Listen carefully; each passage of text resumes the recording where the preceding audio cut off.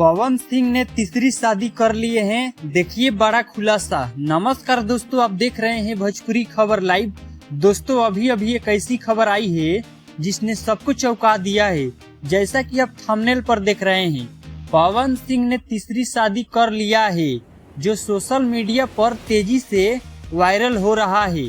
आखिर क्या है पूरी सच्चाई, चलिए हम आपको विस्तार से बताते हैं। दोस्तों अभी अभी एक अपडेट आया है और पवन सिंह के ऊपर सुनने में आ रहा है कि पवन सिंह महिमा खान जी से शादी कर लिया है। और भाई यह शादी पवन सिंह ने करके पवन सिंह अपने साथ में इनको काम कराएंगे। यह अपडेट पवन सिंह के विरोधियों को अच्छा नहीं लग रहा है। क्या पवन सिंह को ऐसा करना चाहिए? तो दोस्तों इस पूरी खबर पर आपकी क्या राय है, कमेंट बॉक्स में अपनी राय जरूर दीजिएगा।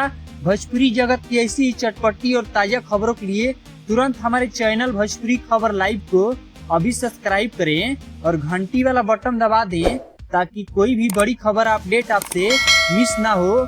मिलते हैं अगली वीडियो में, तब तक के लिए जय हिंद, जय भोजपुरी।